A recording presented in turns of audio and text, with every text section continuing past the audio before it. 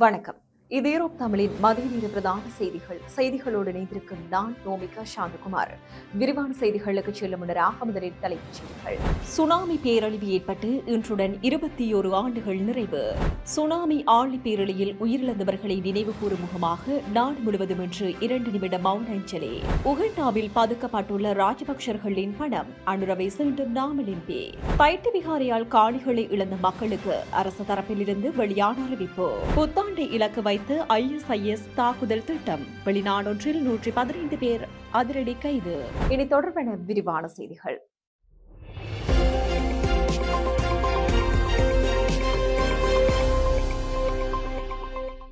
பிரதான அனுசரணை வழங்குவோர் நண்டீஸ் ரெஸ்டாரண்ட் அண்ட் கேட்டரிங் சர்வீசஸ். 21 ஆண்டுகளுக்கு முன்னர் இன்று போல் ஒரு நாளில் 14 நாடுகளில் மக்களின் குடியேறு பகுதிகளை ஆக்கிரமித்த ராட்சத அலைகள் 2,50,000க்கும் மேற்பட்ட உயிர்களை பறித்துச் சென்றன. சற்றும் எதிர்பாராத தருணத்தில் ஏற்பட்ட பேரிடரால் இடம்பெயர்ந்த மில்லியன் கணக்கான மக்கள் செய்வதறியாது தவிர்த்தனர். 2004ஆம் ஆண்டு இன்று போல் ஒரு நாள் உதயமானது. வழமை போல் மக்கள் தங்களுடைய நாளாந்த கடமைகளை ஆரம்பிக்க ஆயத்தமான பொழுதுகள் அவை.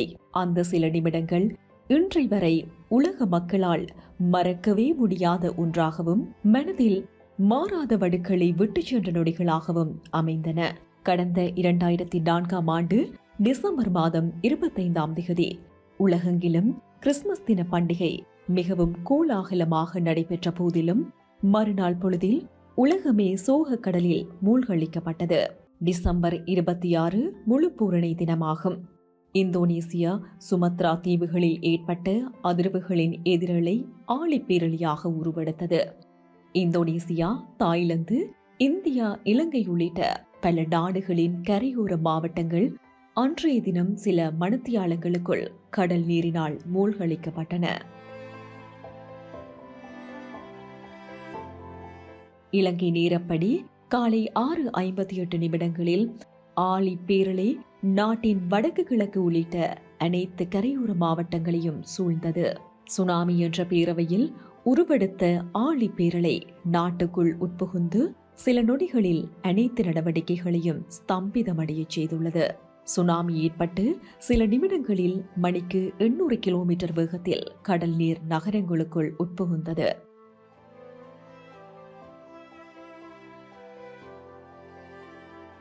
நாட்டில் ஏற்பட்ட மிகப்பெரிய பாரிய ரயில் விபத்து அன்றைய தினம் பதிவாகியது. மரதானையிலிருந்து சுமார் 1600 பயணிகளுடன் காலை 6:40 பயணத்தினை ஆரம்பித்த ரயில் வெரிலியா பகுதியில் சுனாமியில் சிக்குண்டது. சுனாமி தந்த வடுக்கள் இன்றும் மக்களின் மனதில் மாறாமல் உள்ளன. இன்றைய நாள் வரையில் சுனாமியால் பாதிக்கப்பட்ட சில பகுதிகள் அபிவிருத்தி செய்யப்படாமை காணப்படுகின்றமையும் சுட்டிக்காட்டத்தக்கது. சுனாமி ஆழி பேரழியில் உயிரிழந்தவர்களை நினைவு கூறும் முகமாக நாடு முழுவதும் இன்று 2 நிமிட மௌன அஞ்சலி நிகழ்வு இடம்பெற்றது. 35,000க்கும் மேற்பட்ட உயிர்களை பலிகொண்ட சுனாமி ஏற்பட்டு இன்று 21 ஆண்டுகள் நிறைவடைகின்றது. மரணித்தவர்களையும் காணாமல் போனவர்களையும் நினைவு கூறும் தேசிய பாதுகாப்பு தினத்தின் முக்கிய நினைவு தினம் இன்று காலை காலியில் உள்ள பரளிய சுனாமி நினைவு சின்னத்தில் நடைபெறுகின்றது. இந்த ஆண்டுக்கான தேசிய பாதுகாப்பு தினம் நிகழ்வுக்காக டிட்வாசுர வழியால் நாட்டில் ஏற்பட்ட சமூக மற்றும் பொருளாதார நிலைமையை கருத்தில் கொண்டு மாவட்ட அளவில் மத அனுஷ்டானங்களும் நடைபெறுகின்றது. இந்த பேரிடரில் 5000க்கும் மேற்பட்டோர் காணாமல் போயினர். மேலும் பில்லியன் கணக்கான ரூபாய் மதிப்புள்ள சொத்துக்கள் அளிக்கப்பட்டன. இலங்கையில் சுனாமியை ஏற்படுத்தக்கூடிய வகையிலான நிலநடுக்கம் ஏற்பட்டதாக ஏதேனும் தகவல் கிடைத்தால் அனைத்து முகாமைத்துவ மையம், வானிலை ஆய்வுத்துறை அல்லது புவியியல் மற்றும் சுரங்க பணியகத்தை தொடர்பு கொள்வதன் மூலம் அதனை உறுதிப்படுத்தலாம். அனைத்து முகாமைத்துவ மையத்தின் அவசர தொலைபேசி எண் 117 24 மணி நேரமும் பொதுமக்களின் தகவல்களுக்காக இயங்கும் என்பதும் குறிப்பிடத்தக்கது. உகண்டாவில் ராஜபக்சர்களால் பதுக்கப்பட்டுள்ளதாக குற்றம் சாட்டப்பட்ட டாலரை அனுர் அரசாங்கம் ஏன் இன்னமும் மீட்கவில்லை என மொட்டு கட்சியின் நாடாளுமன்ற உறுப்பினர் நாமல் ராஜபக்ஷ கேள்வி எழுப்பியுள்ளார். ஊடகங்களுக்கு கருத்து தெரிவித்த போதே அவர் மேற்கண்டவாறு தெரிவித்துள்ளார். அவர் மேலும் கருத்து தெரிவிக்கையில், ஜனாதிபதி அனுர தலைமையிலான அரசாங்கத்தினர் ராஜபக்சகளின் நிதி உகண்டாவில் பாதுகாக்கப்பட்டுள்ளது என்று தொடர்ச்சியாக கூறி வந்தனர். ஆனால் இதுவரை அந்த நிதியை மீட்கவில்லை. அரசாங்கத்தால் குறிப்பிட்ட நிதியை மீட்பதற்கு அனைத்து ஒத்துழைப்பையும் நாங்கள் வழங்குவோம். அந்த டாலரை மீட்பதற்கு பொருத்தமான காலமாகவும் இந்த காலம் அமைந்துள்ளது. இதற்காக சத்திய கடதாசிகளை வழங்கவும் தயாராக உள்ளேன். ஐக்கிய தேசிய கட்சியும் ஐக்கிய மக்கள் சக்தியும் இணைந்து செயல்படுவது அந்த இரண்டு கட்சிகளின் தனிப்பட்ட விருப்பம். ஆனால் நாட்டின் ஜனநாயகம் பேணப்படுவதற்கு இந்த இணைவு அவசியமானது. இணைந்து செயல்பட வேண்டிய இடங்களில் எதிரணியாக நாமும் இணைந்து செயல்படுவோம் என்றார். யாழ்ப்பாணம் தைட்டி திசவிகாரியால் காணிகளை இழந்த பொதுமக்களுக்கு மாற்று காணிகளை பெற்றுக் கொடுப்பது அல்லது இழப்பீடுகளை பெற்றுக் கொடுப்பதே எமது அரசாங்கத்தின் நிலைப்பாடு என கடற்றொழில் அமைச்சர் ராமலிங்கம் சந்திரசேகர் தெரிவித்துள்ளார். இந்த விடயம் குறித்து அவரை தொடர்பு கொண்டு வினவிய வேளை அவர் இவ்வாறு குறிப்பிட்டுள்ளார். இதுகுறித்து அவர் மேலும் தெரிவிக்கையில், தையட்டி திசவிகாரை தனியார் காணிகளில் அமைக்கப்பட்டுள்ளது என்பதை நாம் ஏற்கின்றோம். ஆனால் குறித்த விகாரை எமது ஆட்சிக் காலத்தில் அமைக்கப்படவில்லை என்பதும் அனைவருக்கும் தெரிந்த விடயம். ஆனால் அரசாங்கம் என்ற வகையில் குறித்த பிரச்சனையை நீடிக்காமல் முடிவுறுத்தவே எதிர்பார்க்கின்ற நிலையில் விகாரிக்காக காணிகளை இழந்த மக்களுக்கு உரிய மாற்று காணிகளை வழங்குவது அல்லது தற்போதைய சூழ்நிலைக்கேற்ற அவர்களுக்கான இழப்பீடுகளை பெற்றுக் கொடுப்பதே எமது அரசாங்கத்தின் நிலைப்பாடு. இழப்பீடு அல்லது மாற்று காணிகளை வழங்குவதற்கு கூட எத்தனை பேரிடம் ஆவணங்கள் சரியாக இருக்கின்றது என்பது ஒருபுறம் இருக்க, குறித்த பிரச்சனையை அரசியல் ரீதியாக மாற்றிக்கொண்டு செல்கின்றார்கள். நாட்டின் மூவினங்களும் ஒற்றுமையாக வாழ வேண்டும் என்ற நிலைப்பாட்டில் எமது அரசாங்கம் பயணித்துக் கொண்டிருக்கின்ற நிலையில் மதம் மற்றும் இனங்களுக்கு இடையில் மோதல்களை உருவாக்க முயற்சிக்க கூடாது. ஆகவே அரசாங்கம் திடமான ஒரு நிலைப்பாட்டில் இருக்கின்றது. தையட்டி திசவிகாரைக்கான காணிகளை இழந்த மக்களுக்கு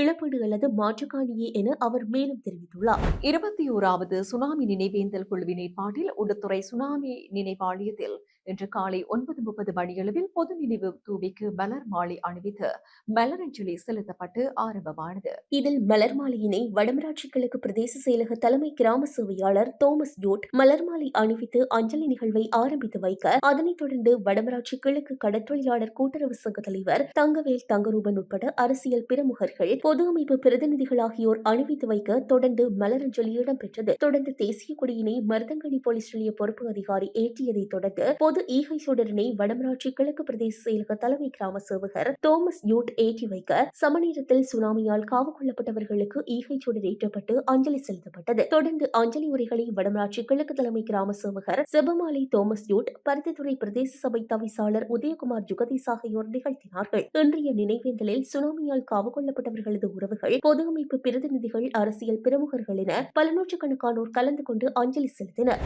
பங்களாதேஷில் மற்றொரு இந்து இளைஞர் அடித்துக் கொலை செய்யப்பட்டுள்ளதாக இந்திய ஊடகங்கள் செய்தி வெளியிட்டுள்ளன. ராஜ்பாரி மாவட்டத்தை சேர்ந்த அம்ரித் மண்டல் என்ற 29 வயது இந்து இளைஞனை இவ்வாறு உயிரிழந்துள்ளார். சம்பவம் தொடர்பில் தெரிய வருகையில், பங்களாதேஷ் டாக்கா நகரில் உள்ள தேவாலயத்தில் நேற்று குண்டுவெடிப்பு சம்பவம் நடந்துள்ளது. பஜார் பகுதியில் உள்ள தேவாலயம் அருகே வீதியில் ஏராளமானவர்கள் கிறிஸ்துமஸ் பண்டிகையொட்டி கூடியிருந்த நிலையில் மர்ம நபர்கள் அங்கு நாட்டு வெடிகுண்டு ஒன்றை மக்கள் கூட்டத்தில் தூக்கி வீசிவிட்டு தப்பிச் சென்றனர். பயங்கர சத்தத்துடன் வெடித்து சிதறிய குண்டுவெடிப்பில் சிக்கி சியாம் என்ற வாலிபர் உடல் சிதறி உயிரிழந்துள்ளார். படுகாயமடைந்த பலர் மீட்கப்பட்டு வைத்தியசாலையில் சிகிச்சைக்காக சேர்க்கப்பட்டுள்ளனர். இதன் காரணமாக அங்கு பெரும் பரபரப்பு ஏற்பட்டுள்ளது. அடுத்தடுத்த சம்பவங்களால் பங்களாதேஷில் பதற்றம் மேலும் அதிகரித்துள்ளது. இந்த சூழலில் ராஜ்பாரி மாவட்டத்தை சேர்ந்த அம்ரித் மண்டல் என்ற 29 வயது இந்து இளைஞனை அந்த பகுதியை சேர்ந்த கும்பல் நேற்று கடுமையாக தாக்கியுள்ளது. இதில் படுகாயமடைந்த அவர் மருத்துவமனைக்கு கொண்டு செல்லும் வழியிலேயே உயிரிழந்துள்ளார். வழிப்பறி முயற்சிகளில் ஈடுபட்ட போது உள்ளூர் மக்கள் பிடித்து தாக்கியதில் பலியானதாக சொல்லப்படும் நிலையில் இது தொடர்பாக காவல்துறையினர் விசாரித்து வருகின்றனர். கிறிஸ்துமஸ் மற்றும் புத்தாண்டு கொண்டாட்டங்களுடன் தொடர்புடையதாக கூறப்படும் சதித்திட்டங்கள் தொடர்பாக நாடு முழுவதும் ஒருங்கிணைந்த சோதனைகளில் ISIS குழுவை சேர்ந்த 115 பேர் துருக்கிய காவல்துறையினரால் கைது செய்யப்பட்டுள்ளனர். இஸ்லாமிய அரசு என்று அழைக்கப்படும் ISIS இயக்கத்தினர் விடுமுறை காலத்தில் துருக்கியில் தாக்குதல்களை திட்டமிட்டுள்ளதாக புலனாய்வாளர்கள் கண்டறிந்துள்ளனர். இதனையடுத்து 137 சந்தேக நபர்களுக்கு பிடியாணை பிறப்பிக்கப்பட்டுள்ளதாக இஸ்தான்புல் சட்டத்தரணிகள் அலுவலகம் வியாழக்கிழமை ஒரு அறிக்கையில் தெரிவித்துள்ளது. கிறிஸ்துமஸ் மற்றும் எதிர்வரும் புத்தாண்டு நிகழ்வுகளின் நாட்டின் எல்லை பிராந்தியங்களை ISIS அமைப்பு இலக்கு வைத்துள்ளது. இதன்படி தமது நாட்டை, குறிப்பாக முஸ்லிம் அல்லாத நபர்களை குறிவைத்து தாக்குதல் நடவடிக்கைகளை மேற்கொள்ள ISIS ஆயுதம் ஏந்திய அமைப்பு திட்டமிட்டுள்ளதாக தகவல் கண்டறியப்பட்டுள்ளது என அந்த அறிக்கையில் கூறப்பட்டுள்ளது. மேலும் அவர்கள் அந்த அமைப்பு நடவடிக்கைகளின் எல்லைக்குள் மோதல் மண்டலங்களுடன் தொடர்பில் இருந்தனர் என்று அந்த அறிக்கையில் கூறப்பட்டுள்ளது. 124 முகவரிகளில் ஒரே நேரத்தில் கைது, சோதனை மற்றும் பறிமுதல் நடவடிக்கைகளை அந்த நாட்டு காவல்துறையினர் மேற்கொண்டுள்ளனர். மேற்கொண்டுள்ளனர். இதன்போது கைத்துப்பாக்கிகள், வெடிமருந்துகள் மற்றும் சந்தேகத்துக்கிடமான நிறுவன ஆவணங்கள் என்று விவரித்தவற்றை காவல்துறையினர் பறிமுதல் செய்துள்ளனர். மீதமுள்ள 22 சந்தேக நபர்களை கைது செய்வதற்கான நடவடிக்கைகள் தொடர்ந்து நடைபெற்று வருவதாக சட்டத்தரணிகள் தெரிவித்துள்ளனர். முன்னதாக 2017ஆம் ஆண்டு புத்தாண்டு கொண்டாட்டங்களின் போது இஸ்தான்புல்லில் உள்ள விடுதியொன்றில் ISIS நடத்திய தாக்குதலில் பல மக்கள் கொல்லப்பட்டதில் இருந்து ஆண்டு இறுதி விடுமுறை நாட்களில் துருக்கி தொடர்ந்து பரந்த அளவிலான பயங்கரவாத எதிர்ப்பு நடவடிக்கைகளை மேற்கொண்டு வருகின்றது. இந்நிலையில் விசாரணை தொடர்ந்தால் கூடுதல் தகவல்கள் வெளியிடப்படும் என்று அதிகாரிகள் தெரிவித்துள்ளதாக குறிப்பிடப்பட்டுள்ளது. செய்திகளின் நிறைவாக மீண்டும் தலைப்புச் செய்திகள். சுனாமி பேரழிவு ஏற்பட்டு இன்றுடன் 21 ஆண்டுகள் நிறைவு. சுனாமி ஆழி பேரழியில் உயிரிழந்தவர்களை நினைவு கூறும் முகமாக நாடு முழுவதும் இன்று 2 நிமிட மௌன அஞ்சலி. உகண்டாவில் பதுக்கப்பட்டுள்ள ராஜபக்சர்களின் பணம் அனுரவை சீண்டும் நாமல் MP.